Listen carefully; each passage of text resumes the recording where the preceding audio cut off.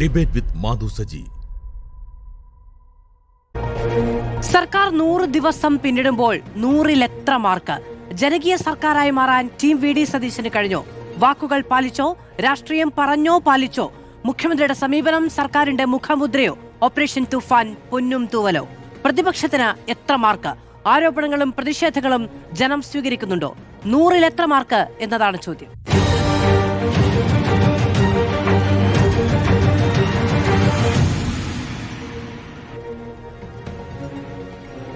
സ്വാഗതം ചർച്ചയിലേക്ക്.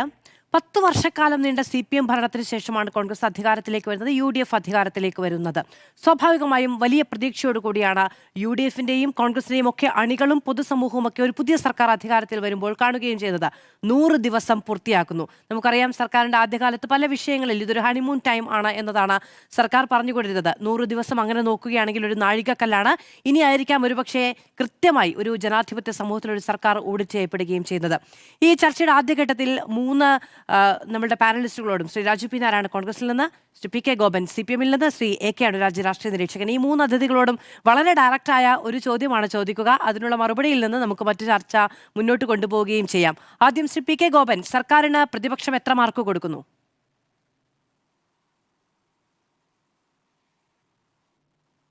പ്രതിപക്ഷത്തിൻ്റെ മാർക്കൊന്നും വന്നതായിട്ട് എനിക്കറിയില്ല. ഇനി എന്നോട് വ്യക്തിപരമായിട്ട് ചോദിച്ചാൽ ഞാൻ തീരെ ഒരു മാർക്കും കൊടുക്കാത്ത ഒരു സമീപനം സ്വീകരിക്കുന്നതുമില്ല. കാരണം 100 ദിവസമേ ആയിട്ടുള്ളൂ, 3 മാസമേ ആയിട്ടുള്ളൂ. അതുകൊണ്ട് ഒരു 0 മാർക്കൊന്നും കൊടുക്കുക എന്ന രീതിയിലേക്കൊന്നും ഞാൻ പോകുന്നില്ല. ഞാനൊരു 20% മാർക്ക് കൊടുക്കാൻ ഇഷ്ടപ്പെടുന്നു. ശരി, ഓക്കെ. ശ്രീ രാജു പി നായർ, പ്രതിപക്ഷത്തിന് എത്ര മാർക്ക് കൊടുക്കുന്നു? അല്ല, ഞാൻ പ്രതിപക്ഷത്തിനൊരു സത്യം പറഞ്ഞ 10% പോലും മാർക്ക് കൊടുക്കാൻ കഴിയാത്ത സാഹചര്യമാണ്. പിശുക്ക് കൂടുതലാണ് കേട്ടോ. 20% മാർക്ക് തരുന്നുണ്ട്. അല്ല, ഞാൻ പിശുക്കൊണ്ടല്ല, ഞാനൊരു രാഷ്ട്രീയ യാഥാർത്ഥ്യം പറയാണ്. കാരണം ജനങ്ങൾ ഏറ്റവും വലിയൊരു പരാജയം കൊടുത്ത് 35 സീറ്റിലേക്ക് എത്തിച്ച് പരാജയപ്പെടുത്തിയത് കഴിഞ്ഞ മുഖ്യമന്ത്രിയോട് വിശ്വാസമില്ലായ്മയാണ് രേഖപ്പെടുത്തിയത്. അതേ നേതൃത്വം തന്നെ വീണ്ടും ആ മുന്നണിയെയും പാർട്ടിയെയും നയിക്കുമ്പോൾ സ്വാഭാവികമായിട്ടും ജനങ്ങൾക്ക് ആ വിശ്വാസക്കുറവുണ്ടായിരുന്ന ഒരു നേതാവിനെ തന്നെ വീണ്ടും കിട്ടുമ്പോൾ വലിയ പ്രതീക്ഷയൊന്നുമില്ല. പക്ഷെ അത് ഞാൻ പറഞ്ഞല്ലോ, ഫ്ലോർ മാനേജ്മെൻറ്റിൽ പോലും പരാജയപ്പെട്ടൊരു പ്രതിപക്ഷമാണ്. നമുക്കറിയാം, അന്ന് ബാലഗോപാൽ പ്രതിപക്ഷ നേതാവിനോട് ഒന്നെഴുന്നേറ്റ് എന്തെങ്കിലും പറയൂ എന്ന് പറയുമ്പോൾ ഫ്ലോർ മാനേജ്മെൻറ്റ് പോലും കൃത്യമായി ചെയ്യാൻ കഴിയാതിരിക്കുന്നത് അത് അവരുടെ കുറ്റമല്ല. കാരണം വെച്ചാൽ ജനം കൊടുത്തത് അത്രയും വലിയൊരു ശിക്ഷയാണ്.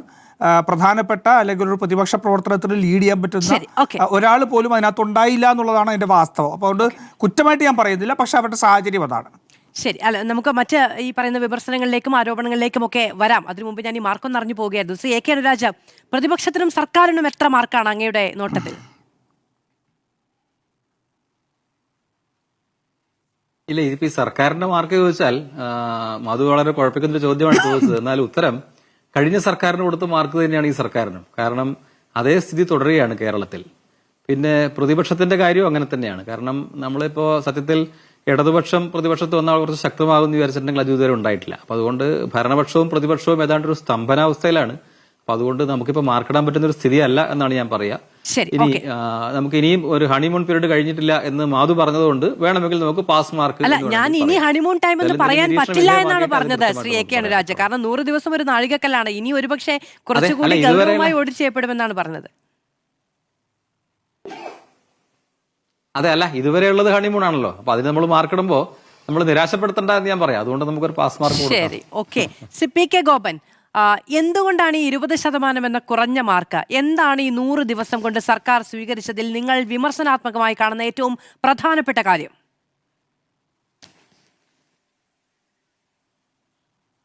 ശ്രീമതി മാധു, നിങ്ങൾക്ക് എല്ലാവർക്കും, പത്ര സമൂഹത്തിനും പൊതുസമൂഹത്തിനും അറിയാവുന്ന കാര്യം, കഴിഞ്ഞ 10 വർഷക്കാലം ഏതൊക്കെ കാര്യങ്ങളിലാണോ LDFനെ വിമർശിക്കാൻ, സംസ്ഥാന സർക്കാരിനെ വിമർശിക്കാൻ കോൺഗ്രസ് ആയുധമായിട്ട് ഉപയോഗിച്ചത്, അതിലെല്ലാം കോൺഗ്രസിന്റെ നിലപാട് എന്താണെന്ന് നിഷ്പക്ഷമായിട്ടൊന്ന് പരിശോധിക്കുക.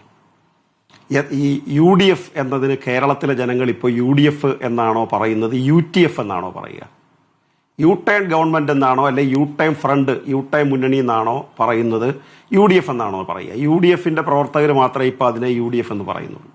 ഏതൊക്കെ കാര്യങ്ങളാണോ ഇടതുപക്ഷം കേന്ദ്ര സർക്കാരുമായി വലിയ ഫൈറ്റ്, വലിയ സമരത്തിലേർപ്പെട്ട് അവരുമായിട്ട് തർക്കത്തിലും വഴക്കിലും കോടതി കയറ്റത്തിലും ഒക്കെ പോയത്, അതിലെല്ലാം ഇപ്പോൾ സംസ്ഥാന ഗവൺമെന്റ് കേന്ദ്രവുമായിട്ട് സമരസപ്പെട്ട് കഴിഞ്ഞു. PMCയുടെ കാര്യത്തിൽ എത്ര വലിയ ഒരു നുണയാണ് ഇപ്പോഴും അവർ പറഞ്ഞുകൊണ്ടിരിക്കുന്നത്. കഴിഞ്ഞ ദിവസവും ശ്രീ രാജു പി നായർ ഞാനുമായി നടന്ന ചർച്ചയിൽ അദ്ദേഹം പറഞ്ഞത് PMCയിൽ നിന്ന് പിന്മാറാൻ പറ്റില്ലെന്നാണ്. PMCയിൽ നിന്ന് പിന്മാറാൻ പറ്റുമെന്ന് കേന്ദ്ര സർക്കാർ പറഞ്ഞാലും അവർ പിന്മാറുന്നില്ല. അതാണ് ഒരു പ്രധാനപ്പെട്ട കാര്യം. കേരള ഗവർണർ ആണ് കേരളത്തിലെ ഉയർന്ന ഉദ്യോഗസ്ഥരെ വിളിച്ച് ചർച്ച നടത്തുന്നത്.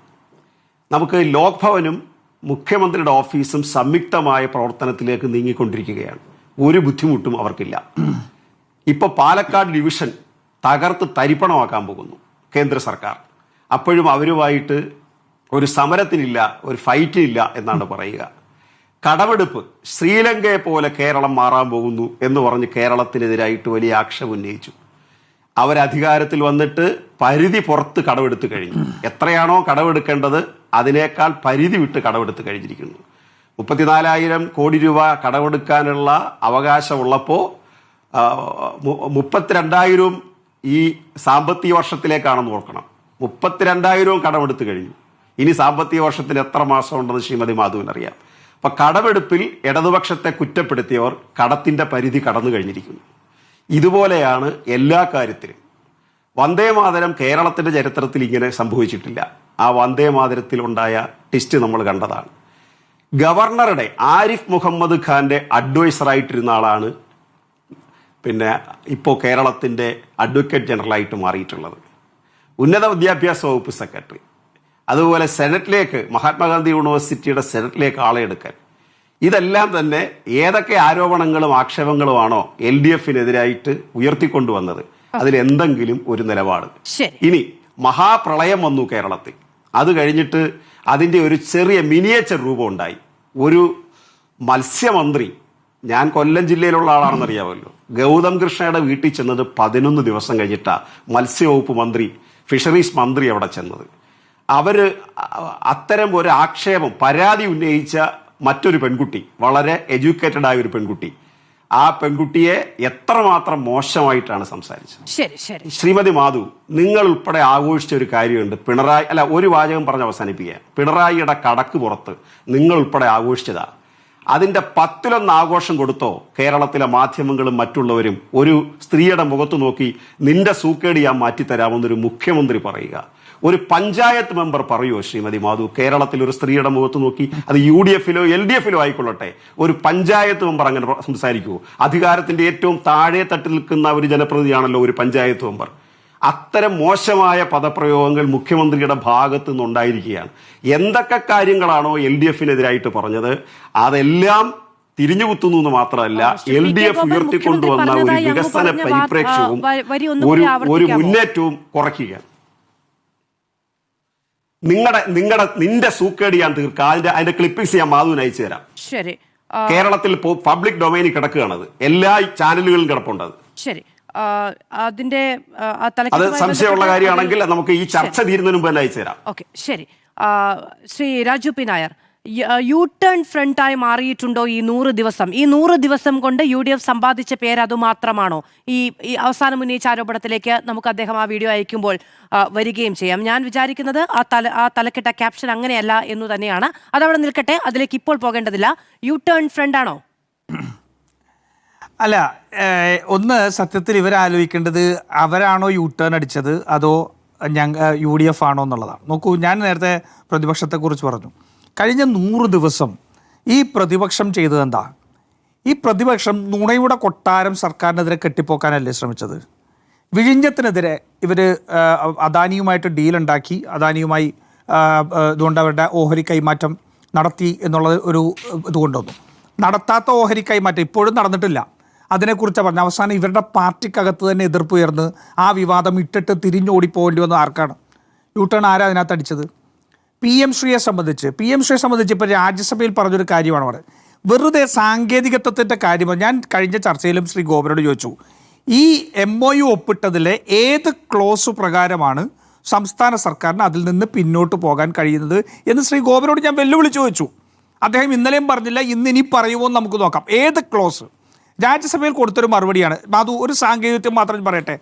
ഇവർ പറയുന്നത് ഏത് ഘട്ടത്തിലും പിന്മാറാം എന്നാണ് പറയുന്നത്.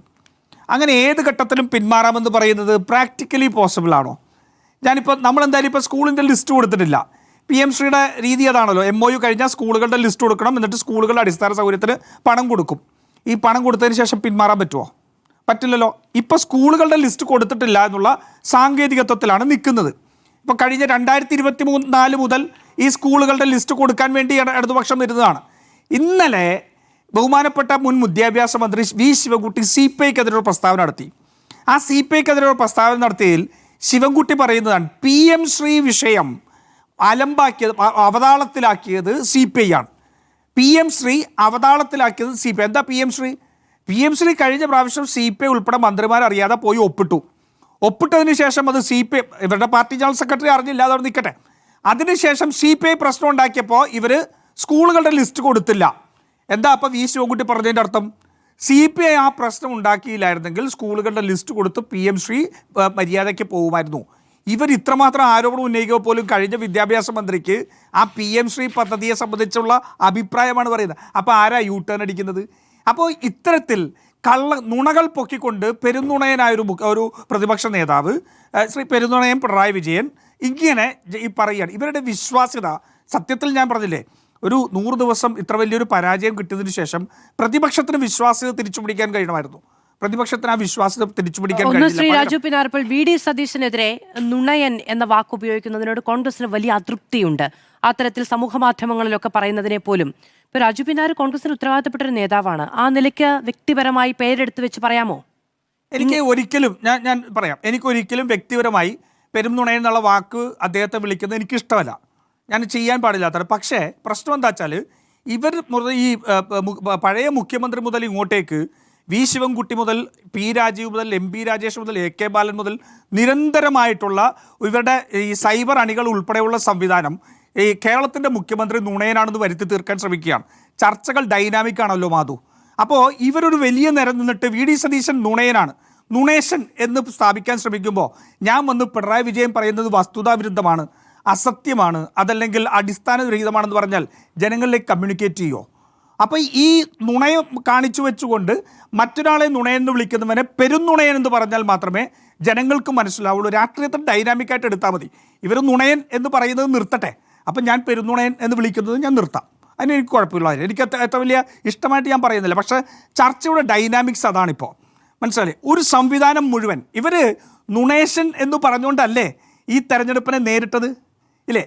ആ നുണേശൻ എന്ന് പറഞ്ഞ് തെരഞ്ഞെടുപ്പിന് നേരിട്ടതിന് ശേഷം 35 സീറ്റിലേക്ക് ഒതുങ്ങിയെങ്കിലെങ്കിലും ഞങ്ങൾക്ക് തെറ്റി എന്നുള്ളത് ചിന്തിക്കട്ടെ. എന്താ ഇവരുടെ ലക്ഷ്യം അറിയോ? ഇവരുടെ ലക്ഷ്യം കേരളത്തിലെ മുഖ്യമന്ത്രിയുടെയും കേരളത്തിലെ സർക്കാരിൻ്റെയും വിശ്വാസ്യത തകർക്കുക. ആ വിശ്വാസ്യത തകർക്കാൻ വേണ്ടി ഇവരിത് കഴിഞ്ഞപ്പോൾ ഇവർക്ക് മനസ്സിലായതാ VD സതീശൻ്റെ USP എന്ന് പറയുന്നത് അദ്ദേഹത്തിൻ്റെ വിശ്വാസ്യതയാണ്, അദ്ദേഹത്തിൻ്റെ സെക്യുലർ ക്രെഡൻഷ്യൽസ് ആണ്. അതുകൊണ്ട് ഇവരെന്താ ചെയ്യുന്നത്? ഈ തെരഞ്ഞെടുപ്പിൻ്റെ വോട്ടെടുപ്പിൻ്റെയും അല്ലെങ്കിൽ റിസൾട്ട് വരുന്നതിൻ്റെ തലേ ദിവസം വരെ ജമാഅത്തെ ഇസ്ലാമിയുടെ ആളാണ് എന്ന് ചിത്രം വരെ വരച്ച് സതീശനെ മുസ്ലിം തീവ്രവാദത്തിൻ്റെ ആളാണ് എന്ന് സ്ഥാപിക്കാൻ ശ്രമിച്ചവർ തെരഞ്ഞെടുപ്പിൻ്റെ റിസൾട്ട് വന്ന് പിറ്റേ ദിവസം രാവിലെ RSS അനുഭാവിയാക്കി മാറ്റി. അപ്പോൾ തന്നെ കാക്കി കളസ് പിടിപ്പിച്ച് നിർത്തി. മനസ്സിലായില്ലേ? ഇവർക്ക് ഈ കേരളത്തിൻ്റെ മുഖ്യമന്ത്രിയെതിരെ അവരുടെ വിശ്വാസ്യതയും സെക്യുലർ ക്രെഡൻഷ്യൽസിൻ്റെയും ഇല്ലായ്മ ചെയ്യണമെന്നുള്ള ഗൂഢപദ്ധതിയുടെ പേരിലാണ് ഇത് പറയുന്നത്. അതുകൊണ്ട് ഞങ്ങൾക്ക് തിരിച്ചത് പറയേണ്ടി വരികയാണ്. അത് പറയും. ഞാൻ ചോദിക്കുന്ന ഒറ്റ കാര്യമുള്ളൂ, മകളുടെ പേരിൽ കമ്പനിയിൽ ഈ ED മരവിപ്പിച്ചത് ഒറ്റ അക്കൗണ്ട് മാത്രമാണ്. 142 അക്കൗണ്ട് ഉണ്ടായിരുന്നു എന്നൊക്കെ വാർത്ത വന്നല്ലോ.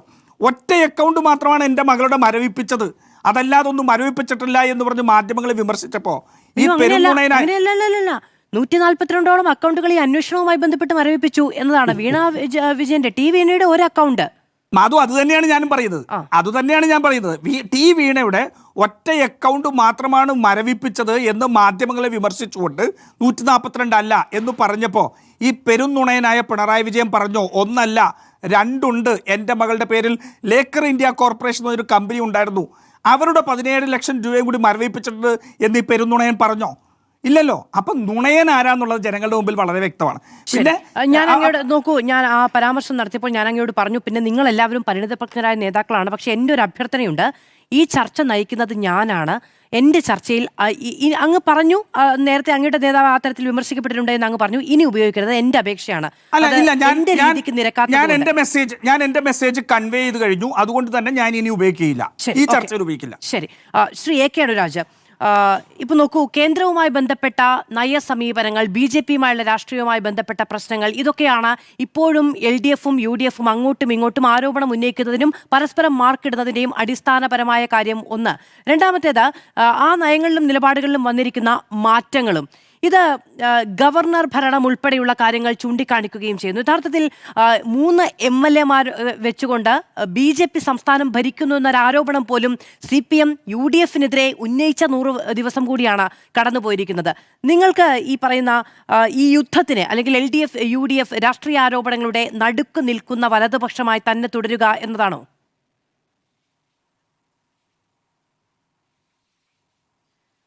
ഇല്ല, അങ്ങനെയല്ലല്ലോ. അത് LDFും UDFും പരസ്പരം ആരോപണങ്ങൾ ഉന്നയിക്കാൻ വേണ്ടി പറയുന്നുള്ളതല്ലേ ഉള്ളൂ. ഇവർക്ക് രണ്ടുപേർക്കും ആ നയങ്ങളിൽ എന്താ വ്യത്യാസമുള്ളത്?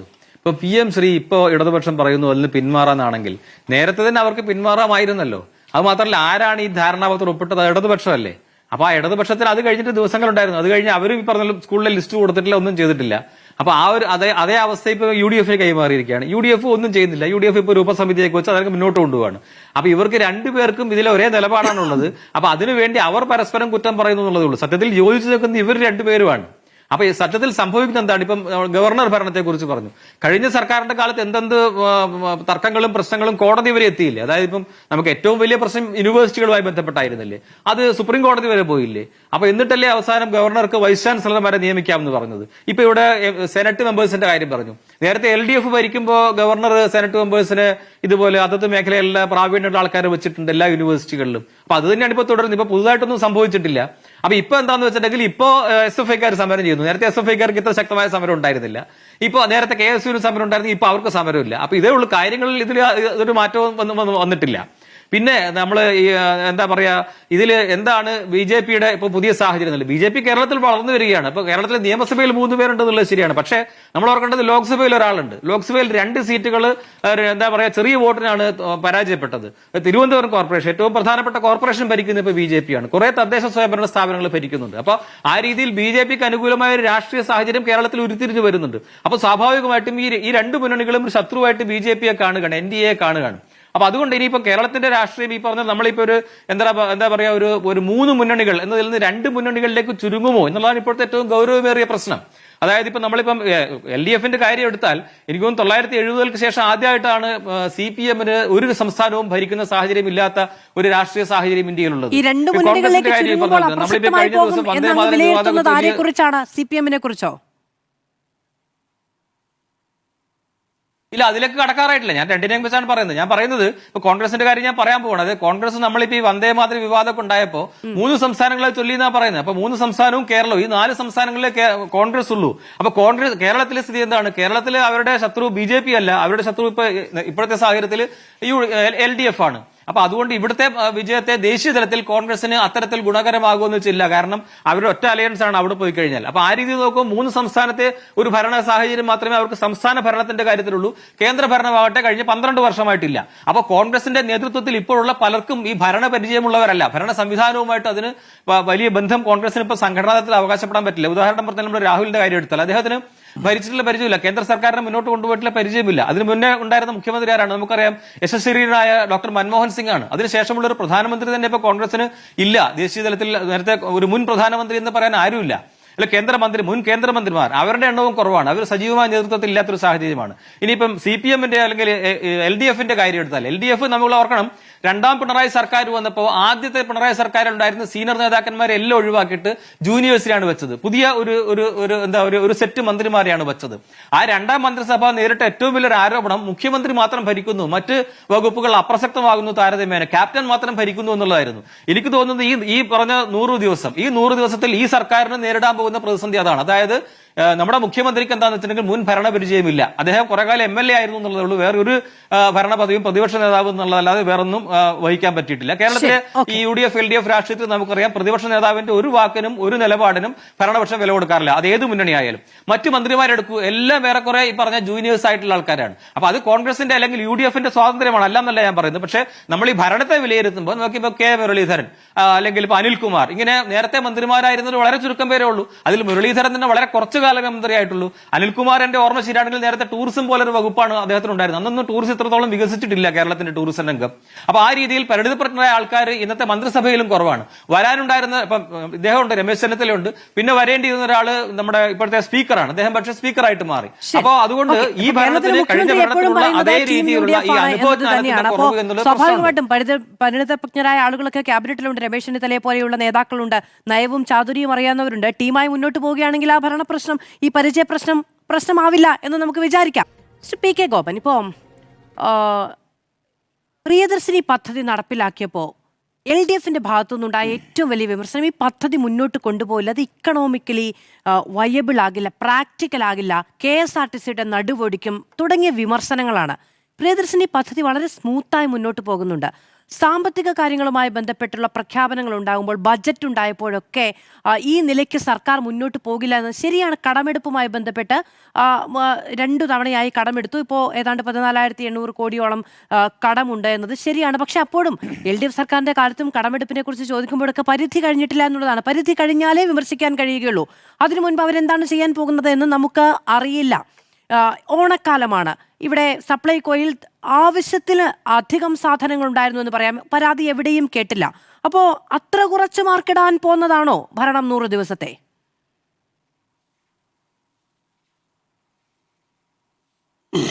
ആ 2 ചോദ്യവും ഞാൻ അഡ്രസ് ചെയ്യാം ശ്രീമതി മാധു.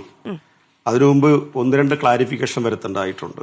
ഒന്ന്, ഈ PMCയുമായി ബന്ധപ്പെട്ട് ശ്രീ രാജു P നായർ ഇവിടെ നടത്തിയത് വീണ്ടും കേരളത്തിലെ ജനങ്ങൾക്കാകെ കൺവിൻസിംഗ് ആയ ഒരു കാര്യത്തെ തെറ്റിദ്ധരിപ്പിക്കുകയാണ്. അദ്ദേഹം പറയുന്നത് ഏത് ക്ലോസ് ഉപയോഗിച്ച്, അദ്ദേഹം പറയുന്നത് എനിക്ക് മറുപടി പറയാനില്ലെന്ന്. അതുകൊണ്ടാണ് ഞാൻ ആ കാര്യത്തെ തന്നെ ആദ്യം എടുക്കുന്നത്. അങ്ങയുടെ ചോദ്യം ഞാൻ അഡ്രസ്സ് ചെയ്യും, അനുരാഗ് സാറിലേക്കും വരും. ഏത് ക്ലോസ് ഉപയോഗിച്ചിട്ടാണ് നിങ്ങൾ ഇതിൽ നിന്ന് പിന്മാറുന്നത് എന്നാണ് അദ്ദേഹത്തിൻ്റെ ചോദ്യം. ഈ വിഷയത്തെ കോൺഗ്രസിന്റെ 2 പാർലമെന്റ് അംഗങ്ങൾ, ജെബി മേത്തറും ലീഗിന്റെ നേതാവും രാജ്യസഭയിൽ ചോദിച്ചു, ഇതിൽ നിന്ന് പിന്മാറാൻ പറ്റുമോ? ശ്രീമതി മാധു, കേന്ദ്രമന്ത്രി പറഞ്ഞത് എന്താ? പിന്മാറുന്നതിന് ഒരു തടസ്സവുമില്ല. PMCയുടെ ഫണ്ട് വാങ്ങിക്കഴിഞ്ഞു. ഒരു നുണയാണത്, തർക്കമില്ലല്ലോ. മുഖ്യമന്ത്രിയുടെ പത്രസമ്മേളനമാണ്. PMCയുടെ ഫണ്ട് വാങ്ങിക്കഴിഞ്ഞു. PMCയുടെ ഫണ്ട് വാങ്ങിച്ചിട്ടുണ്ടോ? ഈ ചർച്ച കേട്ടുകൊണ്ടിരിക്കുന്ന ലക്ഷോപലക്ഷം മലയാളികളിൽ ഒരാൾ പറ, PMCയുടെ ഫണ്ട് സംസ്ഥാന ഗവൺമെന്റ് വാങ്ങിയിട്ടുണ്ടോ? ഇല്ല എന്ന് കേന്ദ്ര സർക്കാർ എന്ന് പറയുക. കേന്ദ്രം പറയുക ഞങ്ങൾ ഫണ്ട് കൊടുത്തിട്ടില്ല. അപ്പോഴും ശ്രീ VD സതീശൻ പറയുക ഫണ്ട് വാങ്ങിച്ചു കഴിഞ്ഞു എന്ന്. അപ്പോൾ ഇതാണ് PMCയെ സംബന്ധിച്ച്. അതുകൊണ്ട് PMC ഇനി അനുരാഗ് സാറ് പറഞ്ഞത് PMC 2 പേരും തുല്യമാണ്. അങ്ങനല്ല സാർ. ഈ ഭരണത്തിൽ 10 വർഷത്തെ ഭരണത്തിൽ കേന്ദ്ര സർക്കാരിന്റെ ഇത്തരം പ്രശ്നങ്ങളിൽ കത്തി കൊണ്ടുവന്ന് കഴുത്തിൽ വെച്ചിട്ട് 1300 കോടി രൂപയുടെ SSK ഫണ്ട് വേണോ PMCയിൽ ഉൾപ്പെടുക എന്നൊരു ഘട്ടം വന്നപ്പോഴാണ് ഒരു വിദ്യാഭ്യാസ മന്ത്രി തന്റെ വകുപ്പിൽ ഇത്രയും തുക നഷ്ടപ്പെട്ടിട്ട്, അത് SSKയുടെ ഫണ്ട് നഷ്ടപ്പെടുക എന്ന് പറഞ്ഞാൽ ഭിന്നശേഷിക്കാരായ കുട്ടികൾ ഉൾപ്പെടെയുള്ള വലിയ പ്രതിസന്ധി വരുന്നതാണ്. അത് ശ്രീ രാജു P നായർക്ക് എനിക്ക് മനസ്സിലാവും. കാരണം ഞങ്ങൾ 2 തദ്ദേശ സ്വയംഭരണത്തിന്റെ ചുമതല വഹിച്ചവരാണ്. ലക്ഷക്കണക്കിന് കുട്ടികളെ ബാധിക്കുന്ന ഒരു പ്രശ്നമാണത്.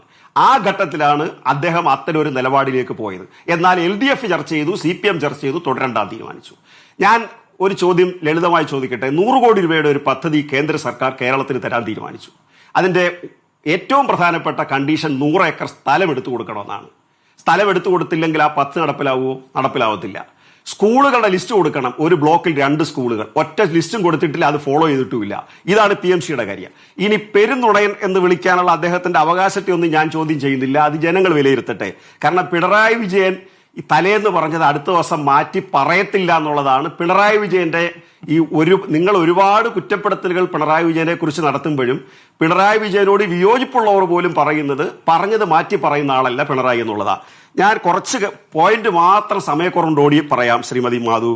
PMC നുണ, വന്ദേമാതരം നുണ, സപ്ലൈകോ നുണ, അദാനി നുണ, ടാറ്റ നുണ, ഇൻവെസ്റ്റർ നുണ, ഇഡ്ഡലി നുണ, മംഗലാപുരം നുണ, ഏകജാലക നുണ, മെറ്റ നുണ, വഖഫ് നുണ, സുഗതൻ നുണ, വാഹന മോഡിഫിക്കേഷൻ നുണ, വിഴിഞ്ഞം നുണ, ഹെലികോപ്റ്റർ നുണ. ഇതിൽ ഏത് വേണമെങ്കിലും സമയം എടുത്ത് ഇറച്ചാൻ ഞാൻ തയ്യാറാണ്. സമയമില്ലാത്തതുകൊണ്ട് ഞാൻ ഒന്നിന്റെ വിശദാംശങ്ങളിലേക്ക് പോകുന്നില്ല. ശ്രീ രാജു പി നായർ അദ്ദേഹം ചർച്ചയിൽ സാറിന് ഇടയ്ക്ക് ഇടപെടാറുണ്ട്. ഇടയ്ക്ക് ഒറ്റ ചോദ്യം, പണം നഷ്ടപ്പെടുന്നു എന്നതുകൊണ്ട് മാത്രമാണോ PMC ഒപ്പുവെച്ചത്? തർക്കമില്ലല്ലോ അക്കാര്യത്തിൽ. NEPക്ക് എന്താ കുഴപ്പമെന്ന് അന്നത്തെ വിദ്യാഭ്യാസ മന്ത്രി ചോദിച്ചപ്പോൾ അദ്ദേഹത്തിന്റെ നിലപാട് മാറ്റി എന്ന് അദ്ദേഹം പറഞ്ഞതോ?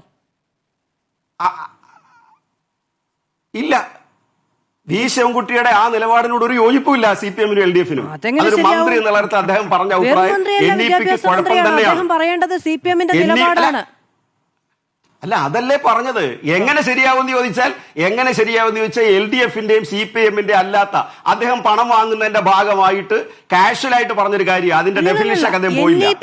NEP-യുമായി ബന്ധപ്പെട്ട ഒരു ചോദ്യത്തിലാണ്. ഞാനിപ്പോ ഒരു ബുക്കാണ് NEP-യുടെ പേപ്പർ ഇങ്ങനെ എടുത്തു വെച്ചിട്ട് ചോദിക്കുന്നത് NEPക്ക് എന്താ കുഴപ്പം എന്ന് ചോദിക്കുന്നു. ഞാൻ എന്റെ നിലപാട് മാറ്റി എന്നും പറഞ്ഞു.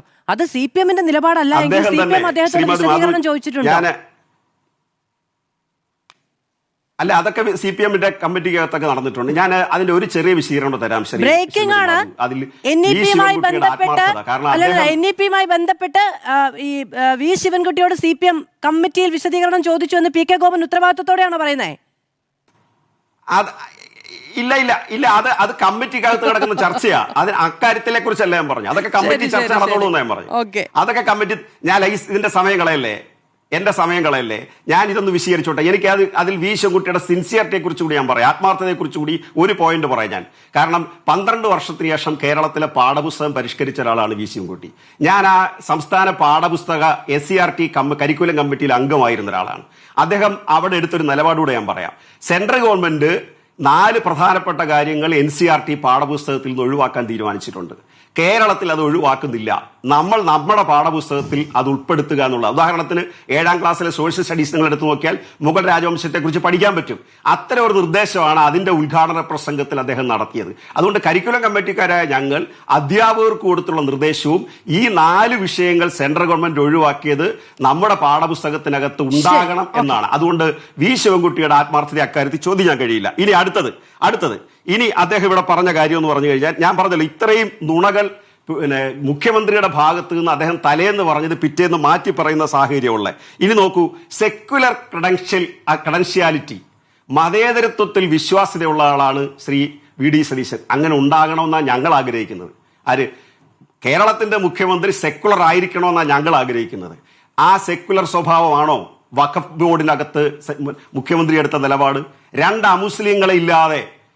അമുസ്ലിങ്ങളെ കയറ്റാൻ അദ്ദേഹം തീരുമാനിക്കുമ്പോൾ അദ്ദേഹം അതിന് സുപ്രീം കോടതിയെ കൂട്ടുപിടിക്കുന്നു, സെൻട്രൽ ഗവൺമെന്റിനെ കൂട്ടുപിടിക്കുന്നു. കഴിഞ്ഞ വർഷങ്ങളിൽ LDF രണ്ടുപേരെ മാറ്റി നിർത്തിയിട്ടാണ് വഖഫ് ബോർഡ് കോൺസ്റ്റിറ്റ്യൂട്ട് ചെയ്തത്. നേരെ മറിച്ച് VD സതീശന്റെ അക്കാര്യത്തിലുള്ള നിലപാടെന്താണ്? ഗവർണറുടെ ഭരണവുമായി ബന്ധപ്പെട്ട് ഗവർണർ ഉദ്യോഗസ്ഥരെ ഇവിടെ അനുരാജ് സാർ പറഞ്ഞത് LDF-ന്റെ കാലത്തും അത് സംഭവിച്ചിട്ടില്ല സർ.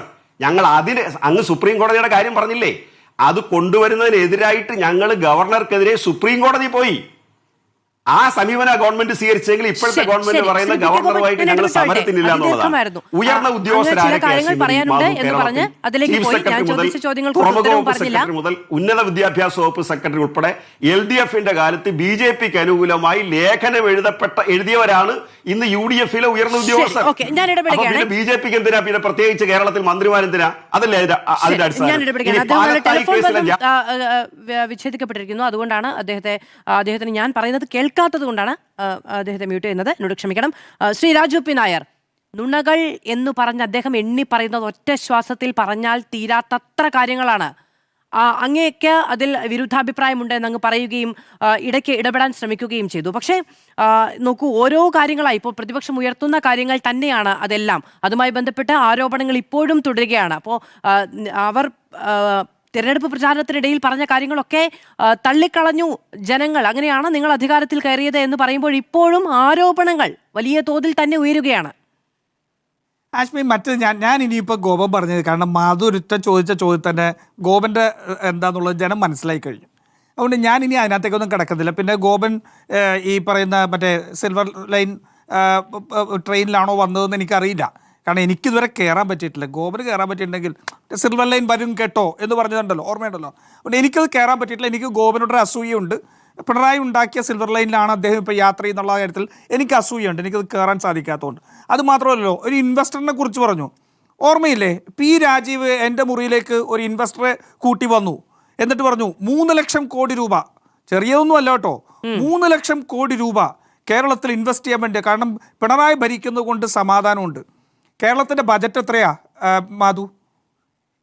ഞാൻ ഇനി അങ്ങ് പറഞ്ഞതുകൊണ്ട് ഞാൻ ആ പേര് വാക്ക് ഉപയോഗിക്കുന്നില്ല. പക്ഷെ ജനങ്ങൾക്ക് അതെല്ലാം കൃത്യമായിട്ട് മനസ്സിലാവും. പിന്നെ ഈ വി സിമാരുടെ കാര്യം പറഞ്ഞല്ലോ, കഴിഞ്ഞ ദിവസം മറ്റേ നിങ്ങൾ പാറ്റകളാണോ എന്ന് ചോദിച്ചൊരു വി സി ഇല്ലേ, പാറ്റകളാണോ എന്ന് ചോദിച്ച് നാണം കെട്ടുപോയൊരു വി സി ഇല്ലേ, ഈ പിണറായി സർക്കാർ കൊണ്ടുപോയി ഇരുത്തിയതാണ് കേരളത്തിൻ്റെ ആരോഗ്യ സർവകലാശാലയിൽ. എന്നിട്ട് നാണമുണ്ടോ ഇനിയും വന്നത് പറയാനായിട്ട്? പ്രശ്നം മാധു എന്താ അറിയോ, 100 ദിവസം കൊണ്ട് ഞങ്ങൾ വിപ്ലവം സൃഷ്ടിച്ചെന്നൊന്നും പറയുന്നില്ല. പക്ഷെ 100 ദിവസം കൊണ്ട് കേരളം മാറ്റത്തിലേക്കാണെന്നുള്ള വലിയ ഒരു മെസ്സേജ് കൊടുക്കാൻ സാധിച്ചിട്ടുണ്ട്. നോക്കൂ, ഇവിടെ സൂചിപ്പിച്ചല്ലോ ഈ പ്രിയദർശിനി പദ്ധതിയിൽ കേരളത്തിലെ സ്ത്രീകൾ മുഴുവൻ ഹാപ്പിയാണല്ലോ, സംശയമില്ലല്ലോ. ഇപ്പം പല ആൾക്കാരും അവർക്ക് ലാഭിക്കാൻ കഴിഞ്ഞ പൈസ അവരെടുത്ത് ഇന്നിപ്പോൾ സോഷ്യൽ മീഡിയയിൽ ഉൾപ്പെടെ ഇടുന്നുണ്ട്. അവർക്ക് വലിയ രീതിയിലുള്ള ഒരു മാറ്റം ഉണ്ടായിരിക്കുന്നു എന്നുള്ളതാണ്. കേരളത്തിലെ ഏകദേശം മുഴുവൻ സാമൂഹിക പെൻഷൻ ഉൾപ്പെടെയുള്ള അല്ലെങ്കിൽ ക്ഷേമ പെൻഷൻ ഉൾപ്പെടെയുള്ളത് കൊടുത്തു കഴിഞ്ഞു. ഓണത്തിന് മുമ്പ് അവർക്ക് ചെലവാക്കാൻ കഴിയുന്ന രീതിയിൽ കൊടുത്തു കഴിഞ്ഞു. കേരളത്തിൻ്റെ സെക്രട്ടേറിയറ്റിന് മുന്നിൽ ഈ കഴിഞ്ഞ ദിവസം വരെ, ഇന്നലെ വരെ ഒരു സമരവും ഇല്ല. സമരം ഉണ്ടായിരുന്ന അവസാനത്തെ കലാകായിക അധ്യാപകരെ വരെ മുഖ്യമന്ത്രി വിളിച്ച് സംസാരിച്ച് അവരെയും ഓണം ആഘോഷിക്കാൻ അവിടെ നിന്ന് പറഞ്ഞയച്ചു. കേരളത്തിലെ അംഗൻവാടി, ആശ മുതൽ ഇങ്ങോട്ടേക്കുള്ള മുഴുവൻ ആൾക്കാർക്ക് കിട്ടി. പെരുമ്പാവൂർ ഓർമ്മയുണ്ടല്ലോ, കഴിഞ്ഞ ഓണനാളിൽ അവിടെ നടന്ന അക്രമം പോലീസ് ജീപ്പ് ഉൾപ്പെടെ കത്തിച്ചത്.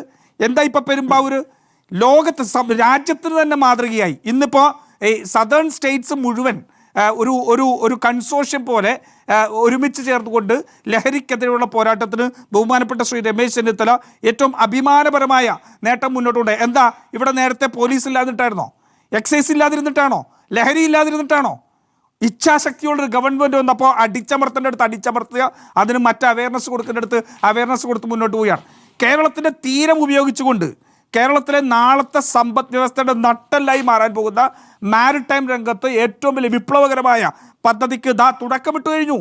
മിഷൻ സമുദ്ര തുടക്കമിട്ട് കഴിഞ്ഞു. ഇനി കേരളത്തിൻ്റെ അവസരങ്ങൾ കിടക്കുന്നത് ഈ മാരിടൈം രംഗത്താണ്.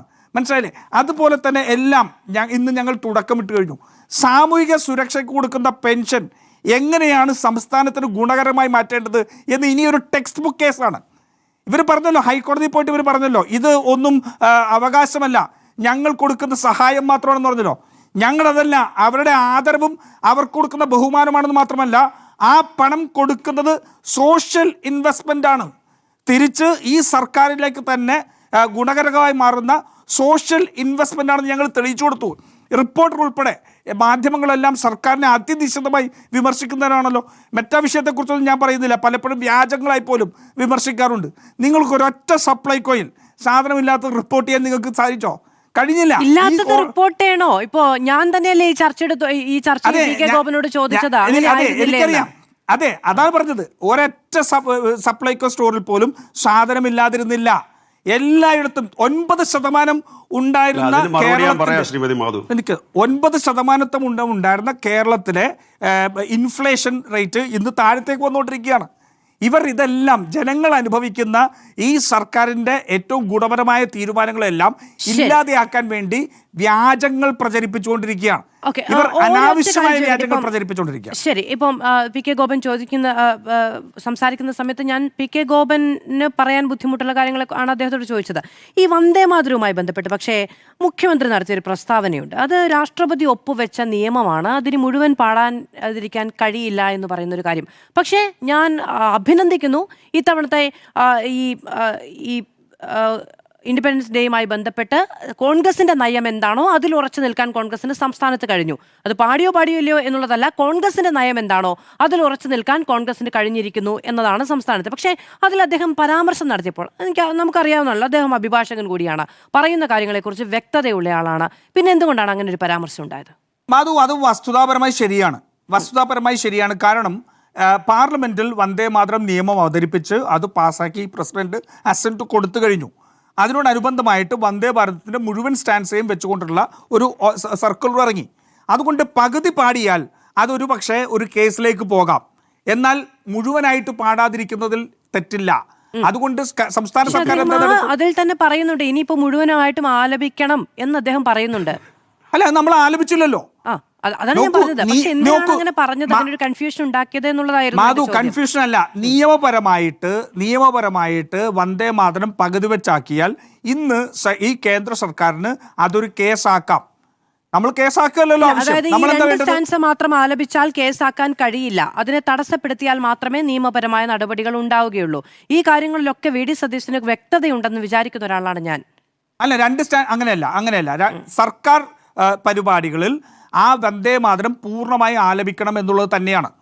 സർക്കാർ പരിപാടികളിൽ പൂർണ്ണമായിട്ട് ആലപിച്ചില്ലെങ്കിൽ അത് കേസിലേക്ക് പോകാം. അതേസമയം വന്ദേ മാതരം പൂർണ്ണമായി വന്ദേ മാതരം പൂർണ്ണമായും ഒഴിവാക്കി.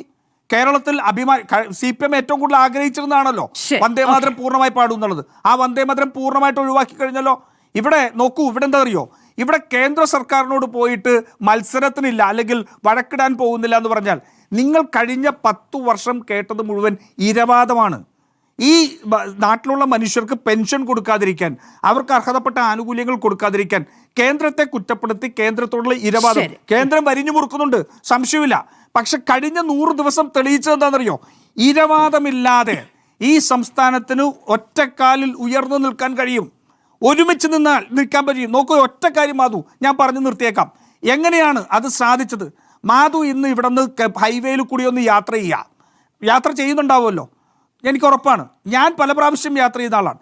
ഇന്ന് ഹൈവേകളിലും സംസ്ഥാനത പാതകളിലുമെല്ലാം GSTയുടെ ഇൻ്റലിജൻസിൻ്റെ ജീപ്പും അവിടെ പരിശോധനയും നടക്കുന്നത് കാണാം. കഴിഞ്ഞ 10 വർഷം നിങ്ങളത് കണ്ടിട്ടില്ല. യഥേഷ്ടം നടന്ന നികുതി വെട്ടിപ്പ് ഞങ്ങൾ അടച്ചുകൊണ്ട് പുതുതായിട്ട് ഞങ്ങൾ നികുതി പിരിവ് കാര്യക്ഷമമാക്കിയാണ്. സ്വർണത്തിന് എതിരായിട്ടുള്ള ഞങ്ങൾ നടപടികൾ തുടങ്ങി.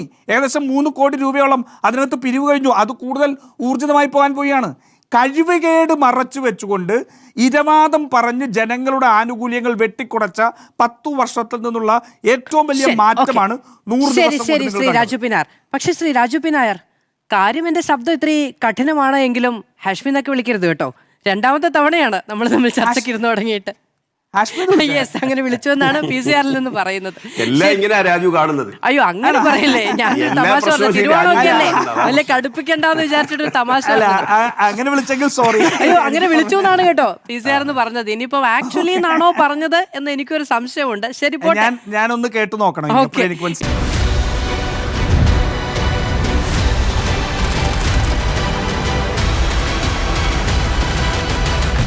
Debate with Madhu Saji.